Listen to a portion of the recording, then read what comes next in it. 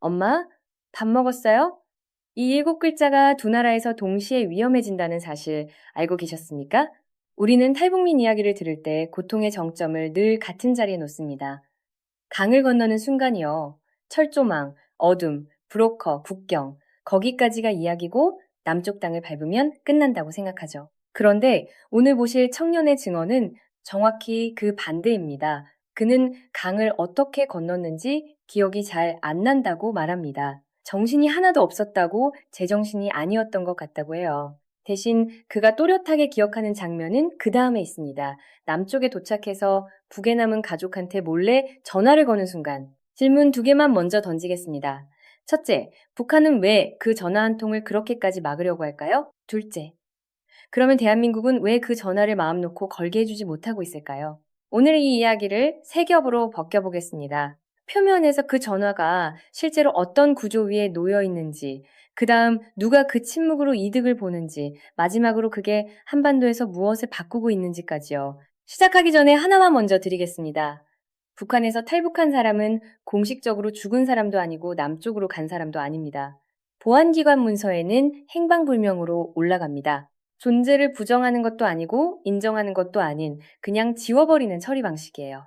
이건 단순한 탈북민 사연이 아닙니다. 정보를 어디까지 붙잡아둘 수 있느냐를 두고 벌어지는 문제입니다. 한번 보세요. 탈북민이 방송에 나올 때 우리가 익숙하게 봐온 공식이 있습니다.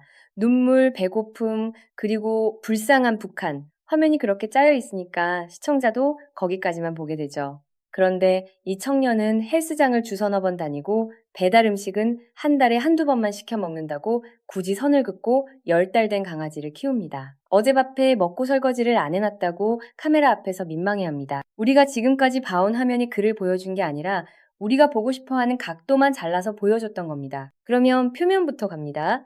임영웅 씨는 2018년에 북한을 떠나 이듬해 대한민국에 들어왔습니다. 햇수로 6년 차예요. 양강도 해산 쪽에서 살았고 고등학교까지 다니긴 했는데 본인 표현으로는 학교에 가는 날보다 안 가는 날이 더 많았습니다. 교육 방식에 대한 불만도 있었지만 결정적인 이유는 따로 있었어요. 집안 살림을 그가 떠맡아야 했거든요. 14살 때 어머니가 먼저 북한을 떠났습니다. 그 뒤로 부엌일을 하고 밥을 짓고 동생을 챙기는 게 그의 일이 됐습니다. 14살짜리가요. 그러니까 학교를 못 간 게 아니라 가정을 대신 붙들고 있느라 시간이 없었던 겁니다. 이 대목을 기억해 두시기 바랍니다. 뒤에서 다시 나옵니다. 탈북 경로는 이렇습니다. 강을 넘어 중국 창바이로 들어갔고 거기서부터는 브로커들이 인계했습니다. 중국말을 모르니까 할 수 있는 게 아무것도 없었다고 해요. 본인 표현이 인상적입니다.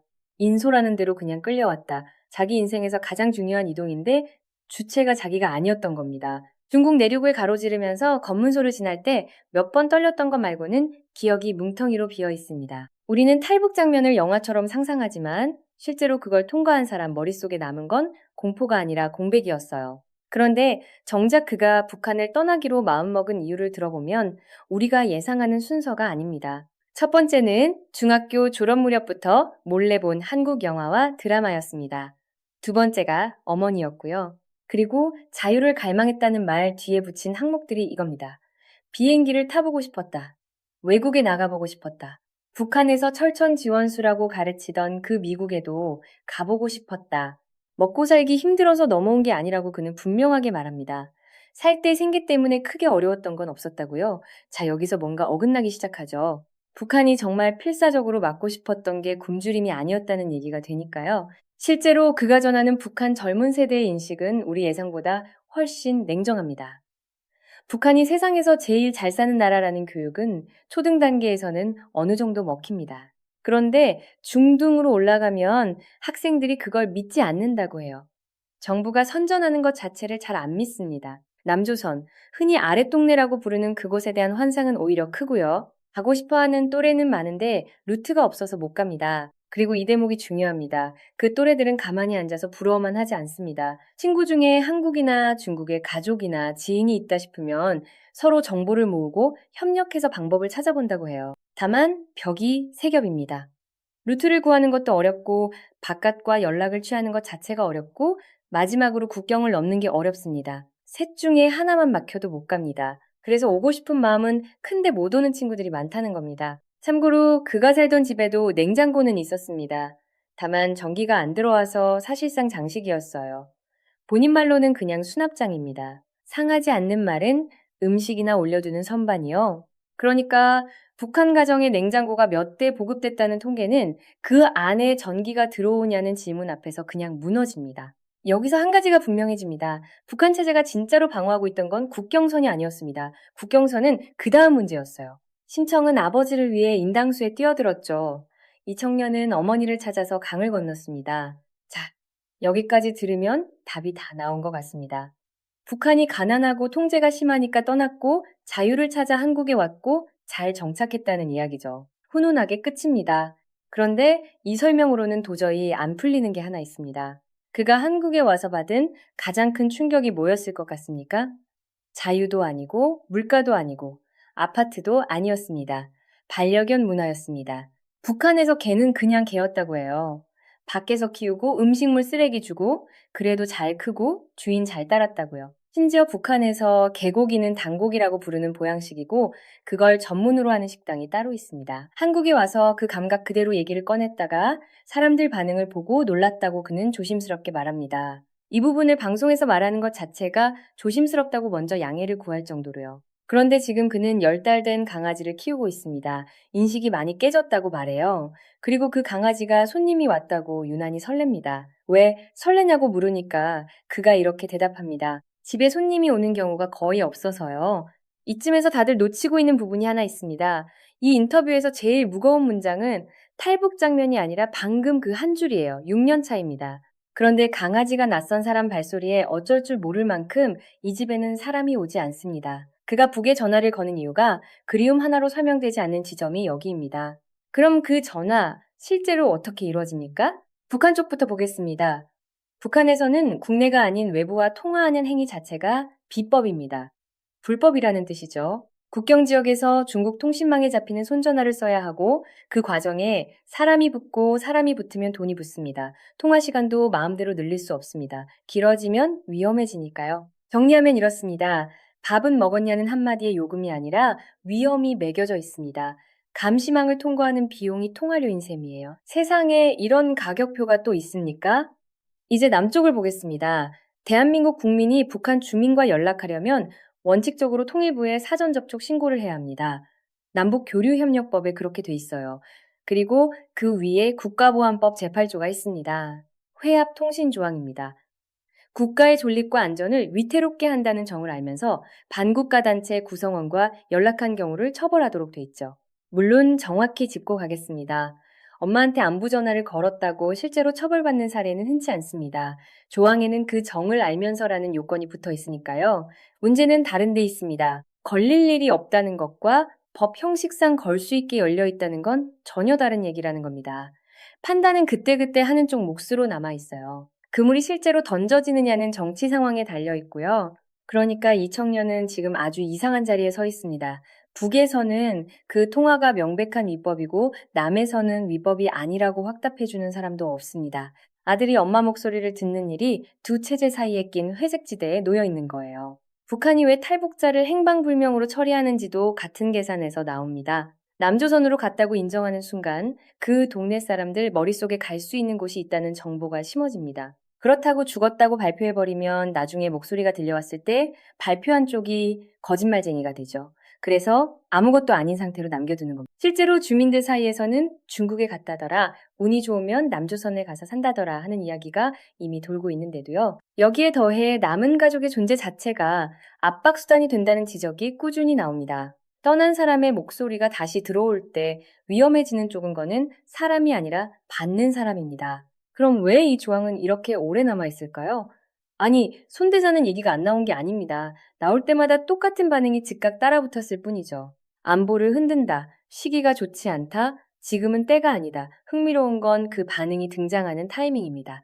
남북 관계가 얼어붙었을 때는 위험해서 안 되고 풀리기 시작하면 경계를 늦추면 안 돼서 안 됩니다. 그러면 대체 언제는 됩니까? 평양이 그 통화를 두려워하는 건 이해가 갑니다. 체제가 걸려 있으니까요. 그건 저쪽 논리로 앞뒤가 맞습니다. 그런데 서울은요, 우리는 왜 이 조항을 그대로 두고 있습니까? 이게 말이 됩니까? 한이 어딘가 이상하게 짜여 있는 겁니다. 베를린 장벽이 무너지기 전에 동독 사람들은 이미 서독 방송을 보고 있었습니다. 이제 이 이야기의 가장 깊은 층으로 내려가겠습니다. 북한 체제를 가장 깊숙이 흔든 건 삐라도 아니고 확성기도 아니었습니다. 중학생이 몰래 돌려본 드라마 한 편, 그리고 어느 날 걸려온 전화 한 통이었습니다. 우리는 그 통화를 개인의 그리움으로 봅니다. 그런데 북한 보안기관은 같은 통화를 전혀 다르게 봅니다. 외부 정보가 내부 안방까지 들어가는 가장 정밀하고 가장 막기 어려운 통로로 보는 거예요. 시각의 차이가 아니라 계산의 차이입니다. 생각해 보십시오. 확성기 소리는 국경에서 몇 킬로미터 들어가다 멈춥니다. 전다는 바람이 정합니다. 그런데 아들 목소리는 안방까지 들어갑니다. 게다가 반박이 불가능해요. 남조선의 선전이라고 몰아붙일 수가 없습니다. 아들이니까요. 그 아들이 지금 여름엔 에어컨 밑에서 지내고 겨울엔 난방되는 방에서 지내고 밥은 기계가 지어준다고 말하는 순간 30년짜리 교육이 통화 3분에 밀립니다. 그러니까 국가가 못 견디는 건 정보가 아니라 애정입니다. 애정이 통로가 되는 순간 그 통로는 검열이 안 되거든요. 웃긴 얘기 하나 하고 가겠습니다. 그는 북한에서 부탄가스 버너를 가스골로라고 불렀습니다. 한국에 와서 똑같이 가스골로라고 했더니 아무도 못 알아듣더랍니다. 반대로 여기서 번호라고 하는 걸 그는 전화번호로 알아들었고요. 같은 말을 쓰는데 6년째 번역을 하면서 살고 있는 겁니다. 임금님 귀는 당나귀 귀, 갈대밭은 결국 언제나 말을 합니다. 그리고 여기서 우리가 스스로에게 물어야 할 게 있습니다.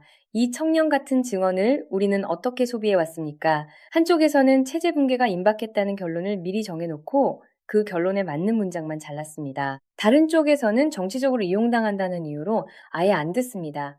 양쪽 다 같은 실수를 하고 있어요. 이 사람을 근거로만 쓰고 사람으로는 안 보는 겁니다. 지금 여러분은 그 구조를 보고 계신 겁니다. 그의 생활 이야기를 조금 더 들어보면 이 말이 무슨 뜻인지 아실 겁니다. 북한 여름은 남쪽보다 시원할 거라고들 생각하지만 실제로는 36도, 37도까지 올라갑니다.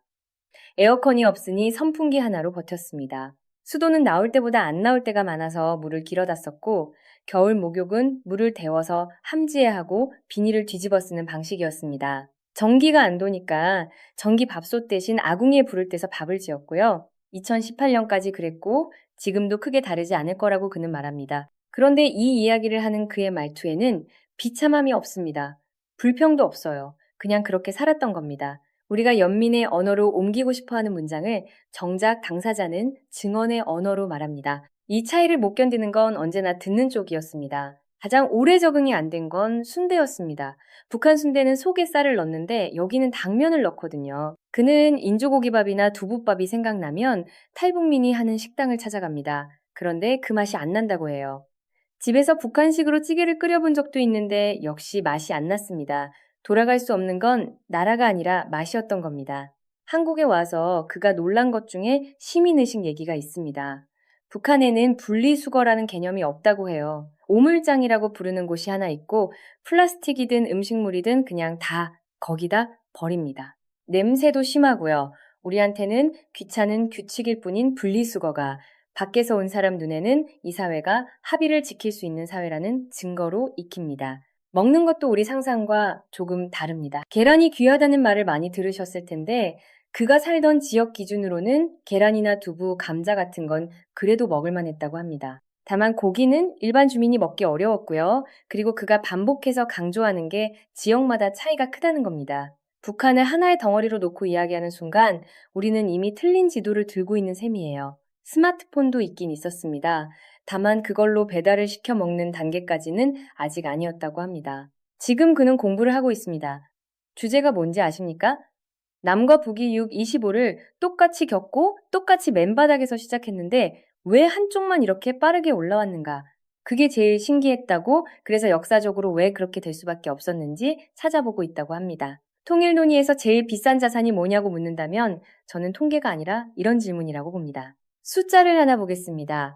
통일부가 올해 1월에 밝힌 집계로 지금까지 국내에 들어온 북한 이탈 주민은 34,537명입니다. 그런데 최근 3년은 매년 200명 안팎이에요. 2025년 입국자는 223명이었습니다. 2,000년이 넘어오던 2018년 한 해에만 1,137명이 들어왔던 것과 비교하면 흐름이 완전히 끊긴 겁니다. 국경 통제가 그만큼 촘촘해졌다는 뜻이고, 동시에 지금 북에 남아있는 가족들에게는 전화 말고 다른 창구가 사실상 없다는 뜻이기도 합니다. 정책 쪽도 같이 보겠습니다. 2025년 6월 11일 정부는 오후 2시를 기해 전방지역 대북 확성기 방송을 중지했습니다.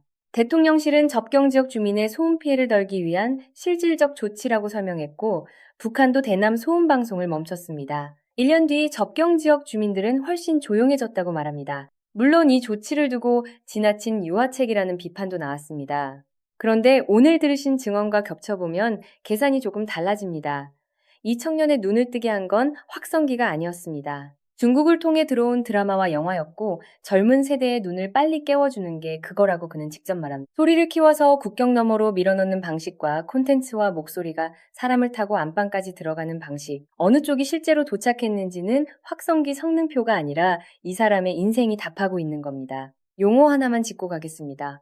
요즘 정부 발표와 기사에는 탈북민이라는 말과 함께 북향민이라는 표현이 쓰입니다. 벗어날 탈자를 빼고 북쪽 고향이라는 뜻을 넣은 말이에요. 명칭 하나 바꾼다고 뭐가 달라지냐고 하실 수 있는데 이 청년이 지금 그리워하는 게 체제가 아니라 순대 속의 등살이라는 걸 생각하면 이건 꽤 정확한 수정입니다. 우리는 정착을 이야기할 때 취업률과 소득을 봅니다. 그 지표로 보면 이 청년은 문제가 없는 쪽에 가깝습니다. 학교 다니고 운동하고 자기 밥 해먹고 공부 주제까지 정해놨으니까요. 그런데 어떤 지표에도 안 잡히는 칸이 하나 있습니다. 집에 사람이 오느냐는 칸이요. 그 칸이 비어있는 동안 이 사람이 매일 붙잡는 연결선은 결국 국경 너머로 걸리는 전화 한 통입니다. 정착 지원이라는 말이 통장에서 끝나면 안 되는 이유가 여기 있습니다. 이제 처음에 그 통화로 돌아가 보겠습니다. 밥도 잘 먹고 잘 있어요. 엄마는 식사하셨어요. 통화 내용은 이게 거의 전부입니다. 그가 어머니에게 말하지 않는 것들을 우리는 이제 압니다. 집에 손님이 거의 오지 않는다는 것, 밥을 해먹고 설거지를 미룬 채 혼자 앉아 있다는 것, 여기 음식이 너무 달아서 한참 고생했다는 것, 순대의 쌀이 아니라 당면이 들어있어서 아직도 낯설다는 것, 왜 말을 안 하냐고 물으면 대답은 한 줄입니다. 엄마 또 걱정할 것 같아서요. 14살의 어머니가 떠난 뒤 부엌일을 하고 동생을 챙기던 그 아이는 지금도 똑같은 방식으로 가족을 지키고 있습니다. 자기 몫의 어려움은 삼키고 안부만 건네는 방식으로요. 6년이 지났고 국경을 넘었고 나라가 바뀌었는데 그 습관만은 하나도 안 바뀌었습니다. 우리가 탈북이라고 부르는 사건은 이 사람 인생에서 통과 지점이었을 뿐 도착 지점이 아니었던 겁니다. 처음에 저는 이 전화가 왜 위험해지느냐고 물었습니다. 이제 질문을 바꾸겠습니다. 통일을 말하는 사회가 통화조차 떳떳하게 만들어주지 못한다면 우리는 지금 무엇을 준비하고 있는 겁니까? 제도는 준비돼 있는데 사람이 없어서 못하는 게 아니라 사람은 이미 3만 명 넘게 여기 와 있는데 제도가 냉전에 머물러 있는 상황이니까요. 북에는 오고 싶어 하는 또래들이 아직 많다고 그는 말합니다. 다만 루트가 없다고요. 루트를 만드는 게 정치의 일인데 지금 정치는 그 전화를 합법으로 만들지 말지도 아직 정하지 못했습니다. 다음에 이 문제가 국회에 올라올 때 누가 어떤 논리로 미루는지 한번 이름을 적어두고 보시기 바랍니다. 그 명단이 이 사안의 답입니다. 이 흐름이 어디로 가는지 같이 추적하고 싶으시면 구독으로 함께 해주시고 오늘 분석이 도움이 되셨다면 좋아요 부탁드립니다. 다음 국면을 놓치지 않으시려면 알림 설정도 같이 해주세요.